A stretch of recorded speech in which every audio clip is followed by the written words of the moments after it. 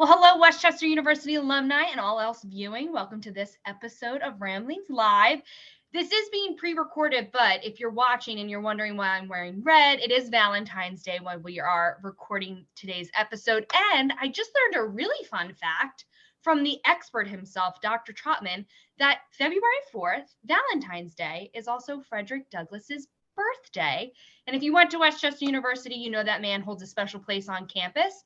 But he also holds a special place in our guest brain, who basically has become, I think, the self-proclaimed expert of all things Frederick Douglass. So before we get to that, I'm going to introduce our guest today. We have Dr. James Trotman.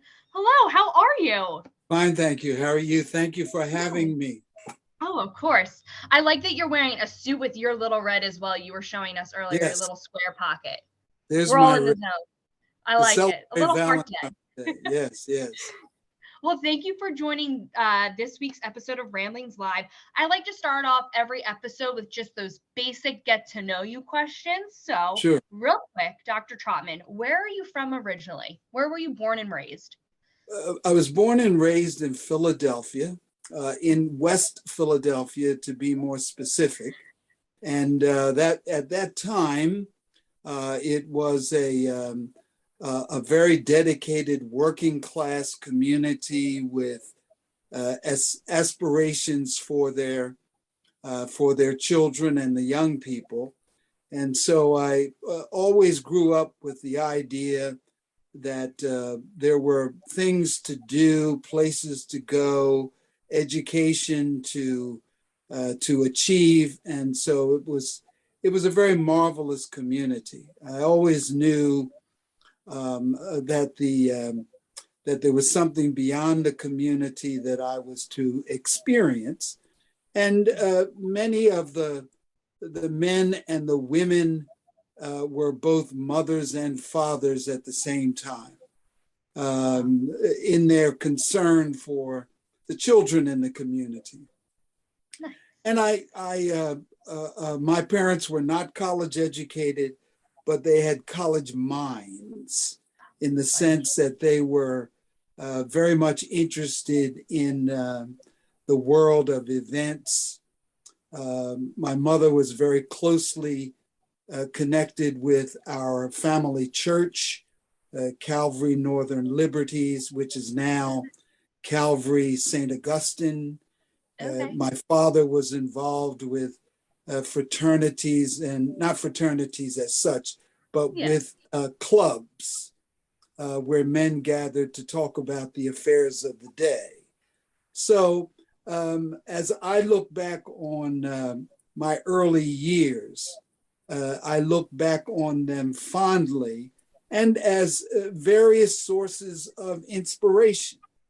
Everybody was always asking you, okay, what are you doing now and what are you planning to do for the future? Yeah. So it was that kind of that background that I bring to this subject. I love it. So knowing that you were raised by college-minded individuals, and they were not. College-minded. Minded. Okay. Yeah. Okay. They kind of instilled the work ethic to study, to be included, to have this impact on your community. I am curious, where did you receive your degrees, and how many degrees did you receive? That's the real big question. Well, my undergraduate work was done at Penn State University. Nice. And I spent the first 2 years at the Abington branch of Penn State.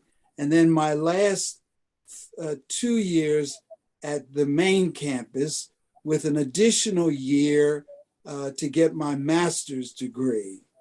And I enjoyed it. I still communicate with a number of my classmates. The number has dwindled, but still there are fond memories there. And then I taught for a while in the Philadelphia public schools, and then a friend of mine, knowing that I had my master's degree, drew my attention to an opening at Lincoln University down at Route 1. Yeah. And so I applied there and got the job and taught there for 7 years. Wow. And then took an opening from the Ford Foundation to do doctoral work. And I was successful in that application and was able to pack my bags and take my bride, and we went up to New York City at Columbia University's Teachers College. And so I was there for 3 or 4 years. I think it was just almost 4 years. And then I resumed my college teaching again and wound up at Westchester in 1980. I mean, I think Westchester was the best school of them all, but that's also, wow, Columbia. So you have a large network of alumni and friends from Penn State to Columbia to Lincoln to Westchester. What would you say was kind of like your hardest academic challenge? Was it getting your doctorate? Was it those first few years? When you look back at your collegiate experience, what was the most difficult? Well, that's really a great question, because my grades as an undergraduate were not great. I'd be the first to say that. I was still finding myself and finding my way, through undergraduate life. Somewhere along the line, Angelica, a switch was flipped on, and I became a really good student, and found that English and history were classes that I really enjoyed. And so I think the toughest classes for me were the classes that were required in math and science, in part because I was not mature enough as an undergraduate to really roll up my sleeves and do what was required. But the teaching was always good. You always had access to your professors. And so I felt that I was getting support. I just simply wasn't ready for what math and science had to offer. But I did enjoy the literature courses, the history courses. And I would say that within that bundle, the most difficult courses had to do with early English and with linguistics. They were just courses that I felt as though I was not prepared for as an undergraduate, and so I struggled through them. I did well. I think as I look back, I got at least B's because they were part of my major. But I did not. I think the struggle in part had to do with the fact that I was not intellectually ready to deal with the subject matter. That sounds like just an undergraduate experience altogether. There's a lot thrown at you those first 4 years, and it's overwhelming.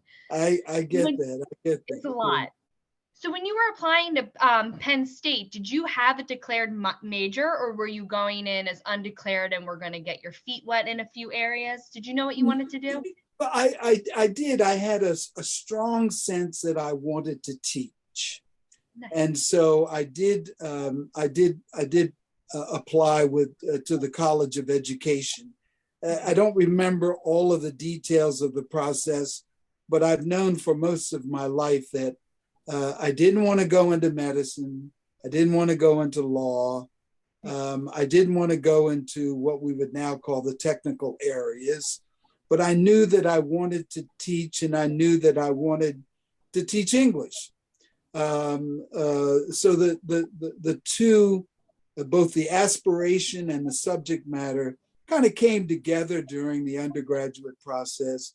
So those were the essentials of my application to Penn State. And of course, during my time there, Penn State began to blossom as a great football, Yeah. a great football institution. Great.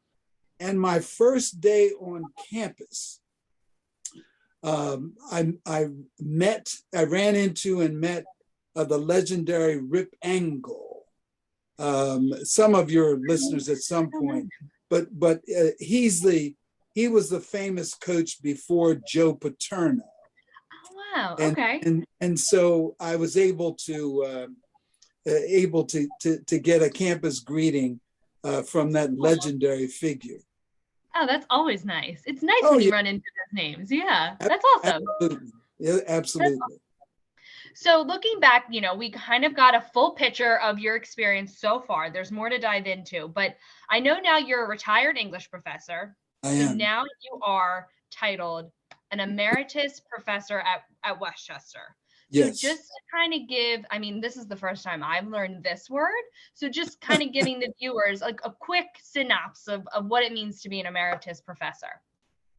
Well, it's a process that you by which your colleagues, your faculty colleagues, and the administration generally approve of your application. And the application grows out of, and I'm very honored by this, that the people on campus that you've worked with believe that your work has had some merit and some lasting value. And so I was very honored to receive that. It's not a matter of a matter of being a nice person or an unnice person, if I can use that word, but it is a matter of your peers feeling as though you've made an accomplishment and you've done good things for the university to help to make professional life and student life much better because of your work. That's amazing. When was that? When did you receive that honor? Which year? Let's see. I think that was the year that I retired. So it was probably 2010. Okay, nice. Love that. Yeah. Okay, well, congrats. So now you have any fun perks that come with being emeritus? Do you get lifelong reserved parking on campus? Do you get free parking on campus? Could I maybe say your name at the parking guy? No, I'm just kidding. So knowing that it's a merit, you obviously have done your research. You've had an impact on Westchester's campus. Was there a specific project that prompted the nomination? Was there a specific research that prompted the nomination? Well, it probably has everything to do with Douglass. In the early 90s, the students in my African-American lit class discovered, and I want to underscore the fact that they discovered that Mr. Douglass had given his last public lecture on Westchester's campus 19 days before he died. And that triggered many recognitions and programs and student activities. But the key thing about my relationship to Douglass and Westchester is that these were developments grounded in the classroom. They did not come out. Yeah, they didn't come from some other space. This was growing directly out of the educational mission of Westchester itself. So that has always been, for me, a part of the extraordinary but grounded experience that I've had with Douglass. I mean, I have to admit, that's like eye-opening to me, because my entire 4 years at college, I just thought that was a known fact that was passed down from I don't know, some huge historian. I had no idea that this was just discovered not too long ago by students. That's right. And you, how did they even figure that out? How do you come across that? Well, again, it was part of the curriculum. The students were given a day to do non-classroom activities, go to spaces that they hadn't been to on campus. I assigned my students to go to the Phillips Memorial Library. Yeah. And if you go there even now, you will find Douglass's last publication there, and you'll find a magazine which says one of it's not National Geographic, but it was a magazine similar to that of today, and it had a picture of Douglass, and it said, "This is a likeness of Frederick Douglass when he gave his last public lecture at Westchester University on February 1 of 1895. But let me back up and say that the part of the history includes recognition of George Morris Phillips, who was the principal at that time. And he invited Mr. Douglass to come to the campus to speak to his students. At that time, it was a teacher's college, of course, and he wanted Douglass to come and to speak to them. Douglass, of course, by 1895 was a revered American, and I might add that Douglass was the most photographed American in the 19th century. And oh yes, and the documentation is all over the place.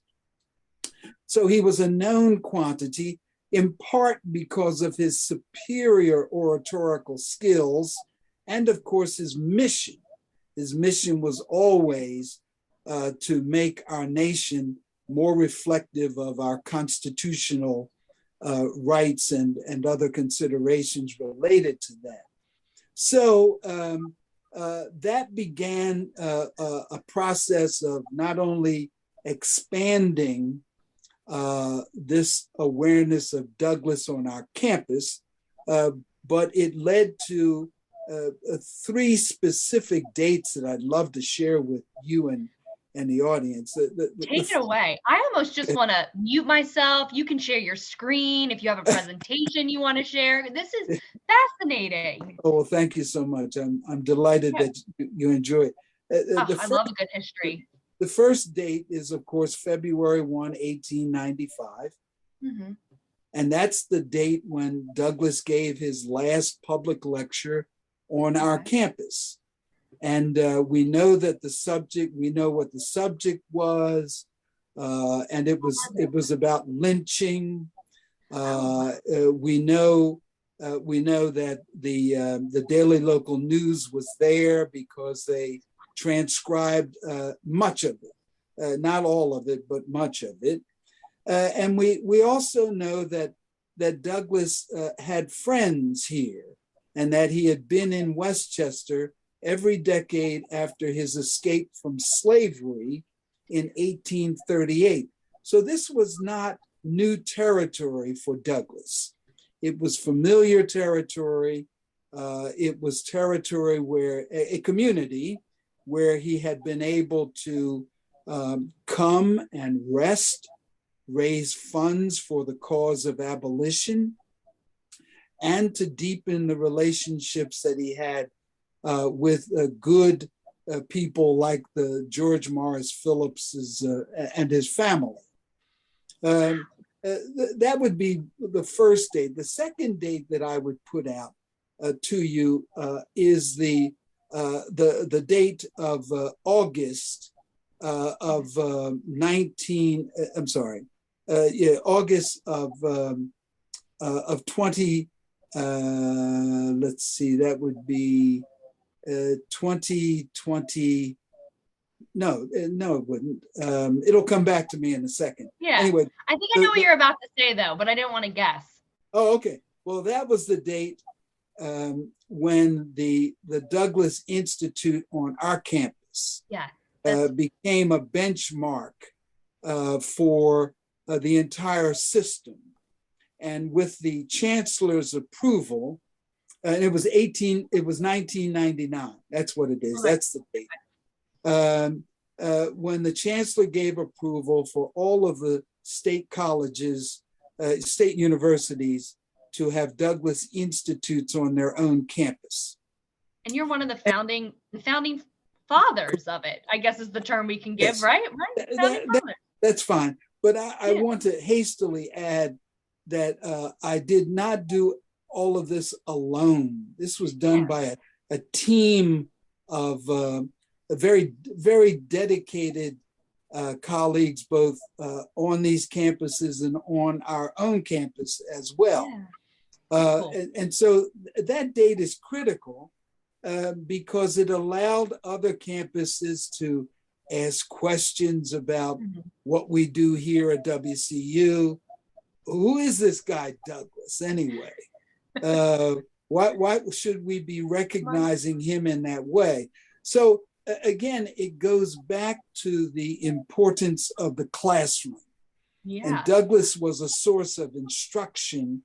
And for many of our students, I think, he became part of their vision of how we might build a better society.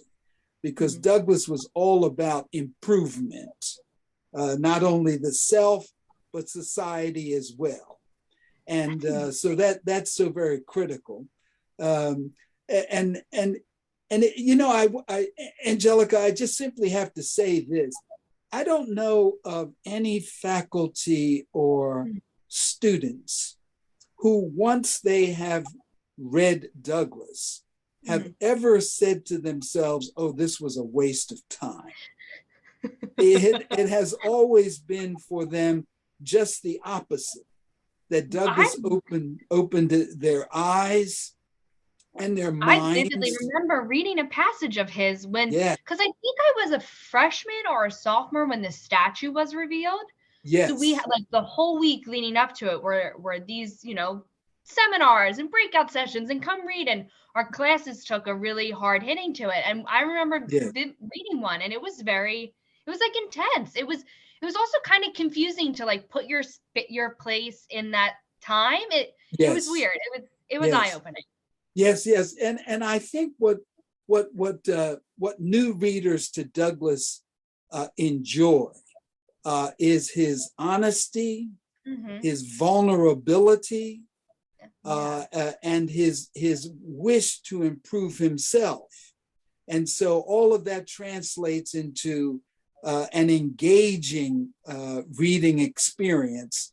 And it has worked. So in fact, it worked for me so many times that I just felt as though Douglass was just a portable figure who needed to be taken wherever that could happen.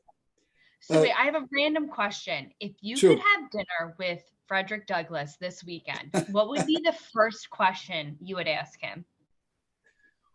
Well, the first question that I would ask Mr. Douglass is, what did you start that you were not able to finish? Ooh. And he started so many things. Yeah. He started institutions. He started schools. He was very much involved in the political process. But there were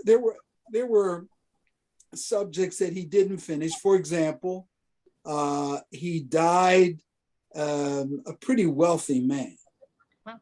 And he was at the near the end of his life, the president of the Freedmen's Bank in Washington, D.C. Wow. It didn't work out, and I would like to ask him more about why that bank failed and what should he have done or could have done to have kept it alive. And That's then a good I think Douglass was very much interested in the technology of his time. So I would want to know from him what fascinated him about photography, which was the newest, technology and art form in his day. Because in becoming the most photographed American of the 19th century, there were, of course, some obvious reasons why he wanted to be photographed, but what were the deep underlying reasons for his attachment to that particular way of capturing reality? That would be one question. And then the third question, of course, would have to do with his writing. Mm-hmm. And that is, he wrote 3 versions of his life. There's the famous narrative of 1845, the sequel, My Bondage and My Freedom in 55, and then, of course, the last one, The Life of Frederick Douglass in about 1882, 85, something like that. And I would want to ask him what other forms of writing would he like to have attempted to do. He did write some poetry. It's not very good, but he would kind of like I don't know if I should say this on Valentine's Day. It feels like you know him the best, so go ahead. Right. So I just think that he probably would have wanted to write more. He wrote 1 novel. Oh wow! And it's more or less a novelette. It's not very big. And I think that he would like to have done some more writing. So those would be some of the questions that I would want to ask him. When we meet. I want to know. Yeah. Can you send us like a note when you get there? Oh, sure. Wow. I mean, that's real. I never knew that about that was happening on Westchester in like the late 90s. And I mean, I came in, what was it, 2012, and the statue was revealed, and that we were like, wow, that's a really cool fact. And we just thought that it was always known, and like they just now could figure out how to get a statue up. But that's impressive that it was like you and students who pieced the puzzle together. So it seems like you had a busy late 90s, early 2000s, because in 2000, you received the Fulbright Hayes Fellow Grant to travel to Ghana, right? Yes. What was that like? What was that experience like? Oh, that was wonderful, and that grew out of the Douglass Collaborative, and the leadership there. I had done a fair amount of traveling, but I had not been to Ghana. And I would encourage anybody who is interested in travel once this pandemic passes to consider Ghana as a place to go. It's historically rich because it was one of the exit points for slaves, Ghanaians and other Africans who were taken from Ghana. The door of no return is one of those not favorite, but one of those important sites in Ghana's history. But also the people are so very warm and inviting, and Ghanaians have left their impact on the United States in very profound ways. On our own campus, of course, the current director of the Institute, Dr. Awuya, is a Ghanaian, a native Ghanaian.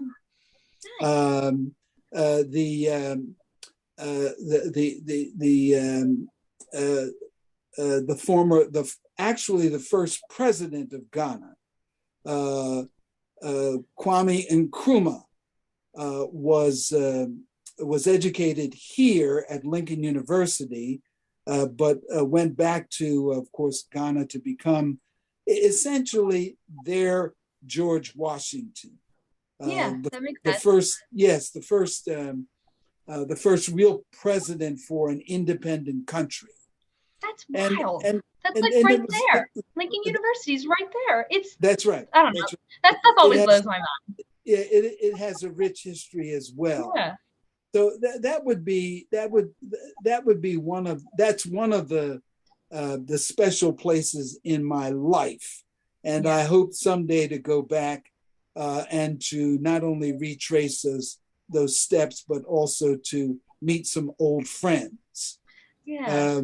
I think the other place that I would love to travel is to trace Douglass's steps in Europe, because he was in Europe from 1845 to 47 for the first time, and that was to escape the danger to his life. In today's parlance, they were going to take him out, Angelica, because of what he wrote in the narrative, the 1845 narrative.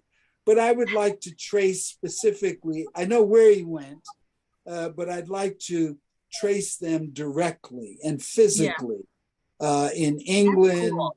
In Ireland, and in Scotland, and so forth. You should podcast it. Oh, yes, that would be fun. Yes. That would be so fun. That would be like the coolest thing ever. You should do that. Yes. Wow. Now this is, so, you've had a huge impact on Westchester, obviously. There's no doubt. But when you look back on your entire time teaching at Westchester, what legacy do you hope that you leave on the community? Or what impact do you hope you've made within the community? I understand. It's an excellent question. I think the first thing is to ask our students and ask our friends in the community to look into their own histories, mm-hmm. and to discover the heroic acts of men and women who don't get the recognition that a Douglass does. The people, for example, who made it possible for Westchester as a community to be a very special site for the Underground Railroad. We know some of these people, but we don't know them all. Yeah, and I think that would be very helpful. But I think all of us, and I've done this myself, mm-hmm. can look into our families, mm-hmm. and find heroes and sheroes, so to speak, who have done things that we're simply not aware of. And I think that would be, if that's what people take away from the Douglass legacy, I think that would be fine. I like that. I mean, I did my ancestry DNA years ago, and I kind of just got where I was from, and I got some little leaves showing me where they may be, but I haven't dived into it to see if there are any like heroes or insane stories from. So you might have motivated me to do a little springtime project. Good. And Dr. Anita Foman, is that my senior year. Yes. She's been really very instrumental in getting students to know much more about their own families and where they come from. Yes. She's I think that's cat, as they would say. Yes, absolutely. Cat. Yes. And I remember we started that project, and it was interesting. And but there was one student who found out something crazy about her background. I forget what came up, but I bet Dr. Foman would remember. Oh, yes. So that would be, I think, really very critical. And then I think, just to bring it home, Angelica, I think get to know these places that we go in and out of. Mm-hmm. Lincoln's first book was published here. the architects and the architecture of Westchester is a place that is important, are places that are important for us to know about. The music, the musical pieces. This is the home for some really very great music, both from within the campus and beyond. I think these are just, I think a closer examination of our neighbors and neighborhood would be really valuable. Appreciating your territory, and like taking it one step forward to like ask some questions and not just so much appreciate it. Right, absolutely. I can easily start doing that this weekend. That's I like that impact. Yes. So I know you're retired, and I'm so jealous of people who are retired. I mean, I love working, don't get me wrong, but retirement sounds amazing. Right. What has been the best part of being retired? Not marking papers. Okay, that does sound tough. I think the best part about it is the freedom that you have. If you have good health, of course, travel comes into play. Spending more time with my grandchildren, although they're now at the age where, they're young teenagers, and so they're interested in doing their own thing.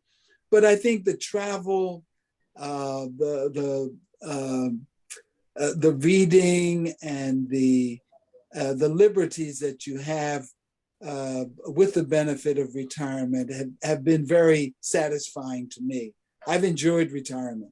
And of course, you get a chance to develop relationships that you haven't been able to do so.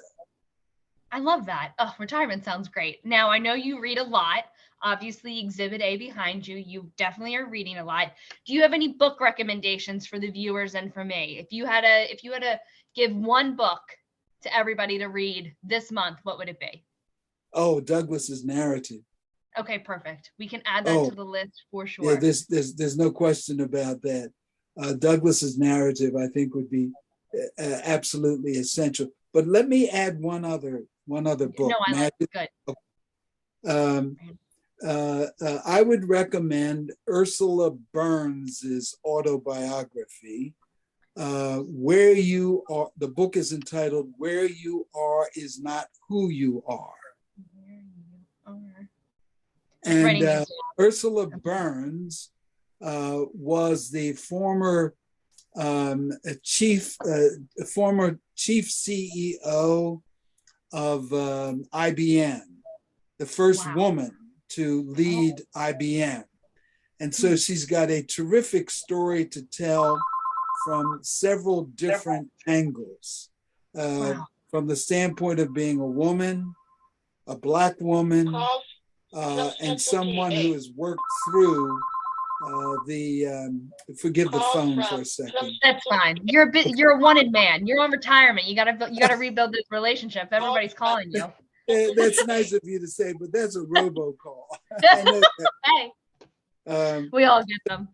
Yeah, so I think that would be a biography, an autobiography that I would recommend because of what it says so much about corporate life, American life, and of course the business world. Yeah, I like both those recommendations. I dusted off my Kindle at the start of the new year, as I was telling you. My goal is to read a book a month, so I have 2 months ahead of me, so I can easily add them to March and April. Oh, good. Right, I don't think you'll be disappointed. Oh, you obviously know your book, so I'm not disappointed to begin with. So we are wrapping up. So just to kind of close us up, I always like to ask these last few questions. What makes you proud of being part of the Westchester University community? The